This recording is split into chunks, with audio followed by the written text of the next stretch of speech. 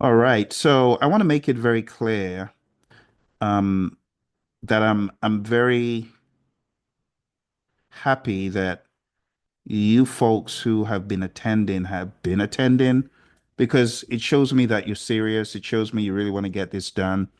And as part of getting this done, there are certain things that you should be doing on the regular, and those are the things I kind of want to touch on. You should be taking quizzes daily. Jamie talked about she's given Phil what belongs to Phil 1 hour, and I'm really excited to hear that. You should be doing quizzes and knowledge as much as possible daily. And knowledge could be reading, it could be listening, it could be drawing some sort of map, but you really have to go hard, especially as the day approaches, the final day approaches, because there's just so much stuff that you have to master. Okay. So, this first couple of minutes, I just want to remind you of the schema of the exam. You got people, process, and business. So as you study, you need to pinpoint precisely, find where are my pain points? Is it in people? Is it in process? Is it in business? Or if I slice horizontally, is it in agile and hybrid? Or is it in predictive? That's step one. Okay. Then step two, you got to understand things like what Joshua and I were talking about in the beginning. The PMI, they have project influences. So at a high level, what influences my project? You should be able to address seemingly abstract information like this. And it's really not abstract. If you read the books and you are watching the videos on the Udemy course, you will come across enterprise environmental factors and organizational process assets. And PMI just lumps them into project influences.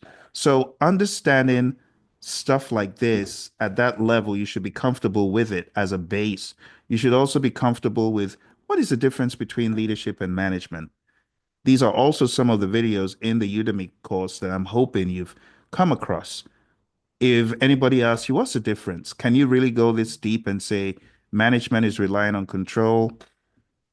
Leadership is more of inspiring trust. Leadership is focusing on relationships. Management is focusing on systems and structure, such and such.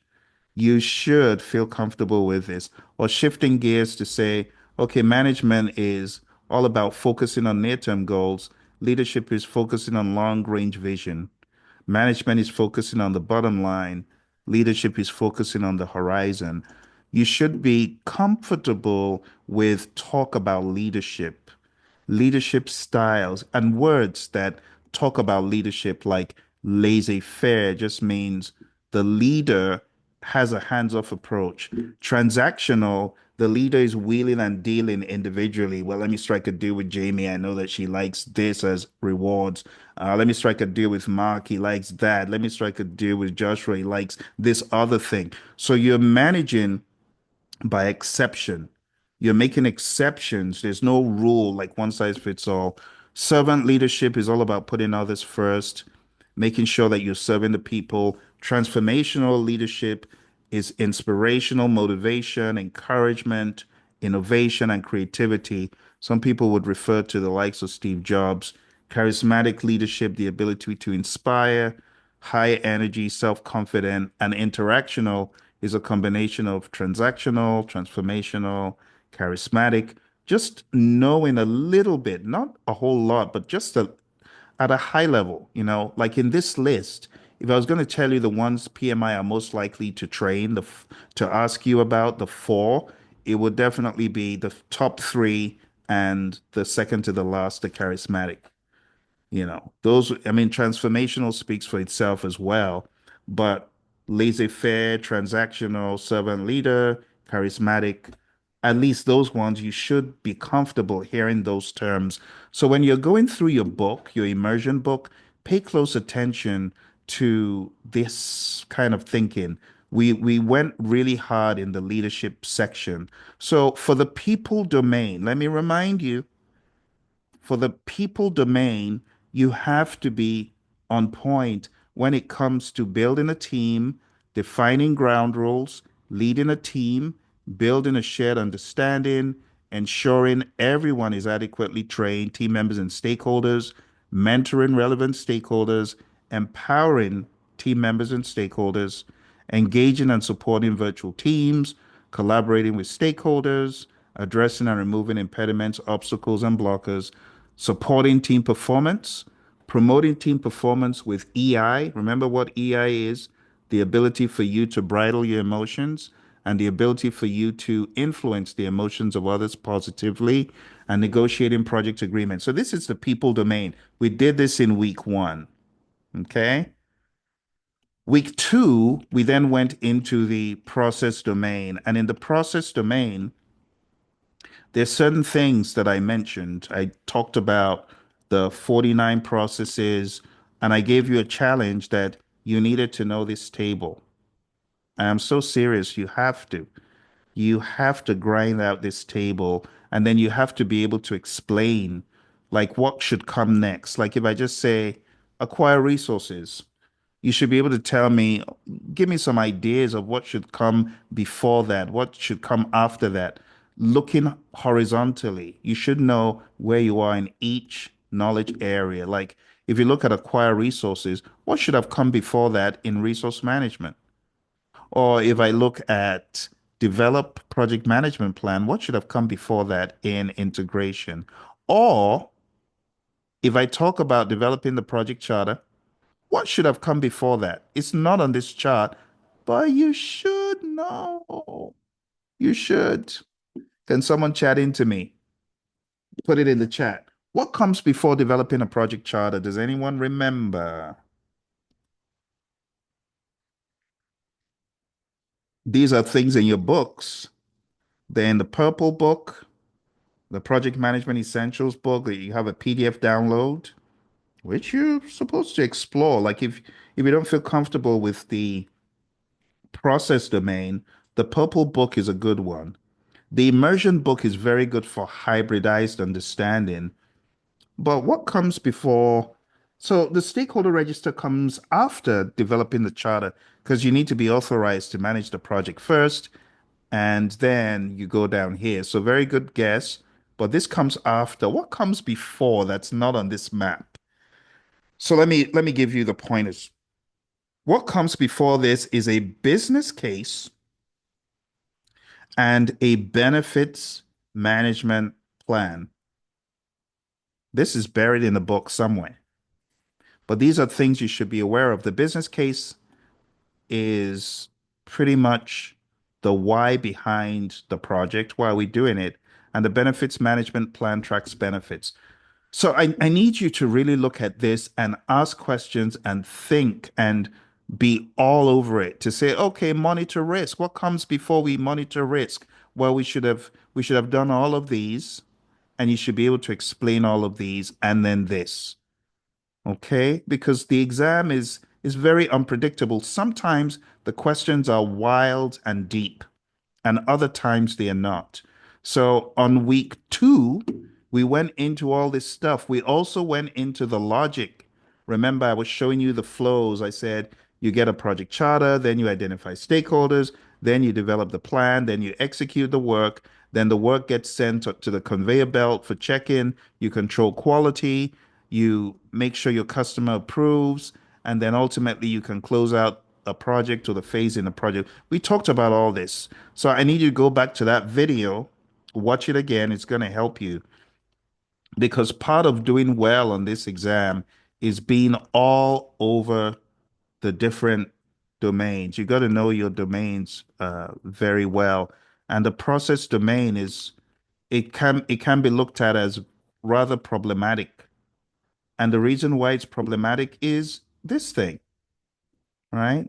And then knowing the flow. The other thing that I wanted you to really get down pat, and I hope you have, is the five process groups and the 10 knowledge areas.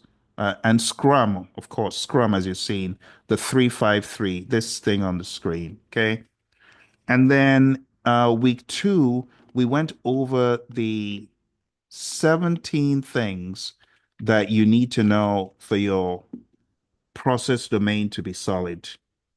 Okay. And let me go over those. with you. I think what I did for this week, because week two was kind of intense. So what I did for week two was to open up the PMP exam content outline. And I'm really hoping that you are paying attention to the PMP exam content outline. PMP exam content outline is your blueprint for the exam. So if you haven't downloaded it and you haven't kind of read it as a checklist, I want to encourage you to do that. That is the right way to do it. All right. So week two, what I'm going to do this week, I'm not going to go through the laborious 17 processes. Instead, let me bring it up. Let me bring it up because maybe it will benefit someone. So let's go to PMP exam content outline. And I will put the link in the chat. It is so important. I might have told you guys that when PMI first came out with this thing, you would have to pay for it. It was $39.99. Now it's free. Let's put that in the chat. Okay. There you have it. So now let's go to the content outline because what I did, let's see if I can find it. What I did for the people domain was to just very, very rapidly go through my express route to it. But for this, I will go into the content outline. Let's go to the content outline. Here we go. All right. So we've covered the people domain. It was very quick. Now let's go to the process domain, which has 17 things. All right. So I'll keep them very brief. Execute the project with urgency required to deliver business value. This is the one Jamie said she was reading this week. Manage communications. Then remember, these are both for agile and predictive. So assessing and managing risk, engaging stakeholders, planning and managing budget and resources, planning and managing the schedule, planning and managing quality of products or deliverables, planning and managing scope, integrating all the project management plan together, managing project changes. Again, I want you to think both agile and predictive as you're going through this, planning and managing procurement, managing project artifacts such as plans and baselines, product backlog, sprint backlog. You should be able to shift between these. Determine appropriate project methodology. When should I be agile? When should I be predictive? Who remembers the chart that you were taught that shows you when to when to be a shapeshifter going agile and when to shift back to predictive? What's that chart called? Who remembers? Do we have any recollection of that chart?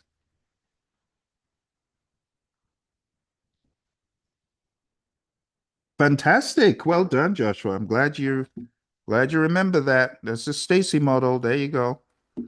Very good, Mark. Good. So you got to be all up in the business of your Stacy model. Number 14, establish project governance structure. If someone asks you, what is governance? It's a rather nebulous word and you have to pin it down. It's like a wriggly little worm. So you have to pin down what is governance? Do you remember what governance is? Do you have any description? Any one letter words or two that you can use to define what governance is? Because it says determine appropriate governance for a project. It doesn't really help much when they use a word to describe a word. Replicate organizational governance. What do you mean by governance? What do you mean? Thank you. Okay, very good, Joshua. That's right on the money. So Joshua says it's authority, the delegation of authority, and that's very true. So governance is a framework within which authority is exercised. In other words, how do you delegate that authority? What can you do? What can't you do on the project? What can your team members do? What can't they do? And as a result of the governance, that's going to help you define the escalation path. So let me just give you the 411. On your PMP exam, you are the person who should be solving the problems as much as possible. Are you going to be able to solve every single problem with the team? Maybe not. But the question is not going to give you an answer of go ask your boss. And even if that's there, it's usually the wrong answer. So you need to see yourself as a project manager in a strong matrix or project oriented organization. In other words, you have a whole lot of power. When PMI are testing you, you got to think about your governance being high level, right? You have a high level of governance. You're not a little mouse in the basement asking, "Can I do it? Can I do?" No, you are a boss. You got to think like a boss in your head for the questions. Number 15, manage project issues. We have an issue log, but you also in the world of Agile have impediments. Number 16, ensure knowledge transfer for project continuity. You got to be able to transfer knowledge. You got to be able to ensure that your project won't die if one team member who has all the knowledge goes. So there have to be these knowledge transfers, retrospectives, pair programming, pairing, all of those things can help. Last but not least, we talked about planning and managing project or phase closure or transitions. So closing out the project or phase. Type in the chat, what are some of the things that a project manager should do if they're closing out a project or phase in the project?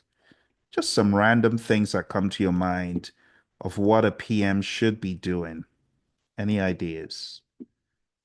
Very good. Lessons learned is definitely one of them. What else? What else? What else? What else? There are many possibilities. Thank you. Formal acceptance. Very good. So you want to make sure that formal acceptance was received because you have the approval and the acceptance done, but you have to ensure you got the documentation. Invalidate scope.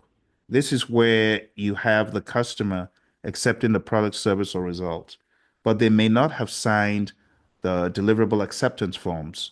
They should actually sign them in validate scope. And in closing out the project or phase, this is where you're going back to check, do we have the deliverable acceptance forms? Because they should have been signed in validate scope. So this is where you're going through things as a final check. Very good. Okay. What else? What is a very important thing we could do? Does anyone remember? What else? Who's working on the project and what should we do as good project managers for them? Who remembers? What should a good project manager be doing at the end of the project? Especially if hiring managers have given you people to work with. Can you guess? What should you do with your resources if you're a good PM? This one is very important. You should release the resources back to the organization, the resources that weren't used, So let's take a look at what it says. Conclude activities to close out the project, final lessons learned, retrospective, procurement, financials, resources, all that good stuff. So why am I telling you this? It's all here on the screen. You just need to go read it and then make the linkages. Okay, so make sure you download this. All right. Next, we're going to be going into the business environment, but I'll just do this very, very quick before I go into a few more details. We'll take a little break and then we come back so I get you fresh. Well, I won't take you all the way to half past of the next hour, even though the meeting is meant to go to that. I'll probably let you off in maybe 10 or 15 minutes after we come back. But in the business environment, when we come back from break, we're going to talk about compliance. We're going to talk about evaluating and delivering benefits and value. That's an important one. We're going to talk about evaluating and addressing the business environment changes. And then we're going to talk about supporting organizational change. So those are my targets. Okay. So before we go, let me just show you the Phil's roadmap because I put them in the chat, and I know that it can be a little bit hard to could be a little bit hard to comprehend how the flow is for the process domain. So let me put it in order of sensibility. So it was all over the place in the PMI's content outline, but for the process domain, I have first of all determine the method, agile, hybrid, or predictive, then establish governance, then integrate project planning, then plan and manage the project to the phase closure, plan and manage scope, plan and manage schedule, plan and manage budget and resources, plan and manage quality, assess and manage risk, plan and manage procurement. Then you can execute the project, you see. Then you execute the project with urgency. You ensure knowledge transfer, you're managing project issues, you're managing project changes, you're managing project artifacts, you're managing project communications, and then you are ensuring that the stakeholders are engaged. All right. So there you have it, my friends. It's a whirlwind tour of everything that I want you to be pinpoint precisely focused on as you embark on this journey, as you continually embark on this journey. I'm hoping that these give you reminders before we take a very quick 5 minute break. I want you to take note of this tip. I want to give you some tips for the table. I want to make sure you are well equipped. So let me give you some tips. All right. So here are some tips for your um, remembrance of this page. So let me give you the shortcuts. You ready? I'm just going to highlight them. Okay. So if you are if you're trying to remember the initiating, the initiating process group, oops, excuse me, initiating, let me use a better color. So I need a highlighter. There we go. So initiating, you just got to remember cold turkey, develop the charter and identify stakeholders. Those don't really have shortcuts. But when you get into planning, there's a kind of shortcut. They all have Plan X management. Plan X, which is knowledge area name management. You see, there's a repetition to it. Plan X management. Plan X management. Plan X management. Plan X management. Plan X management. Same for procurement, same for stakeholders. So once you remember the Plan X management configuration, that takes care of almost 10, almost 9 or 10 of them, right? And then the next thing you want to take note of when you're going into the world of executing, you have the word manage a lot. You see, direct and manage project work, manage project knowledge, manage quality, manage team, manage communications, manage stakeholder engagement. You see that repetition? So that accounts for 5 out of the what? 10 out of the 10. 1, 2, 3, 4, 5. Oh, yeah. So this should be a very helpful way of you remembering at least half of the processes in executing because they have the word manage in it. When it comes to monitoring and controlling, the words generally have the word monitor or the word control. See that? Monitor and control project work, performing a great change, control scope, control schedule, control cost, control quality. You see, so control X could be the configuration, control resources. You see that? Control procurements. See that? And then we have monitor communications. It's humans involved. Monitor risk. You cannot control risk, so they use monitor. And then monitor stakeholder engagement. Last but not least, closing has only one. It's close, project or phase. So I'm hoping these shortcuts give you some more mileage to be, a lot quicker in how you internalize this. All right. Well, it is a little bit over the top of the hour. Let's take a break here. And when we come back, we will finish off with the business domain, and I'll see you shortly. Any questions before we go on our break?